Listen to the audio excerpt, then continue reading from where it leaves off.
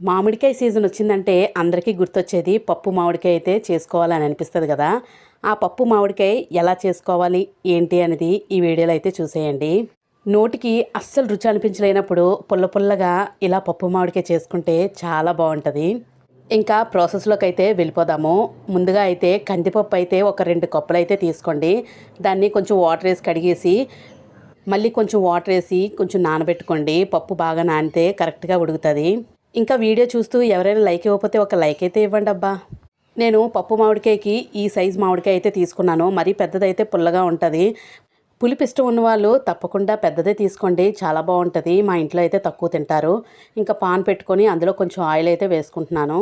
ఏంటి ఆయిల్ నొరగొస్తుంది అనుకోకండి, అది నువ్వుల నూనె, అందుకే కొంచెం మరిగిన తర్వాత అలా నొరగలాగైతే వస్తుంది. ఇంక ఇందులోని ఆవాలు, జీలకర్ర, ఎండుమిర్చి అవన్నీ వేసుకొని కొంచెం వేగిన తర్వాత ఒక 4 వెల్లుల్లి రెబ్బలు అయితే దంచేసి వేసుకోండి. అవి కూడా బాగా ఫ్రై అయిన తర్వాత చూసారు కదండి, ఆవాలు అయితే చిటపటలాడుతూ కొంచెం వేగాలండి, లేకపోతే పచ్చివాసన వస్తుంది. ఇదంతా కొంచెం ఫ్రై అయిన తర్వాత ఇందులోని పచ్చిమిర్చి, ఉల్లిపాయలు వేసుకొని చక్కగా వేయించుకోండి.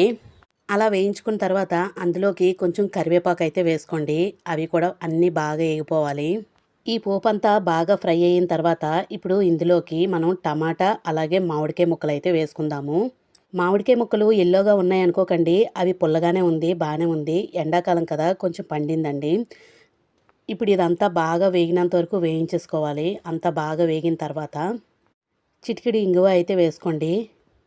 ఇంకా వీడియో చూస్తూ ఎవరైనా లైక్ ఇవ్వకపోతే ఒక లైక్ ఇవ్వండి. అలాగే ఛానల్ని సబ్స్క్రైబ్ చేసుకోండి. నానబెట్టి పక్కన ఉంచుకున్న కందిపప్పు అయితే ఇప్పుడు వేసేసుకుందాము. పోపు అంతా కందిపప్పులోని బాగా కలిసినంత వరకు బాగా కలుపుకోండి. ఇప్పుడు ఇందులోకి సరిపడినంత కారం అయితే వేసుకోండి. పచ్చిమిర్చి అలాగే ఎండుమిర్చి కూడా వేసుకున్నాం కదా, చూసుకొని వేసుకోండి కారం. అలాగే సాల్ట్ కూడా వేసుకొని అంతా బాగా కలుపుకోండి. పచ్చివాసన పోయినంత వరకు బాగా కలుపుకోండి. కలుపుకున్న తర్వాత సరిపడినంత ఉప్పు ఇప్పుడే వేసుకోండి. పప్పు ఉడికిన తర్వాత మళ్ళీ రుచి ఉండదు. అన్నీ చక్కగా ఇలా వేసుకొని మొత్తం అంతా కలిపేసుకోండి. ఇంకా బాగా ఫ్రై అయితే అయిపోయింది కదా పప్పు. ఇప్పుడు ఇందులోని మనం వాటర్ అయితే వేసుకుందాము.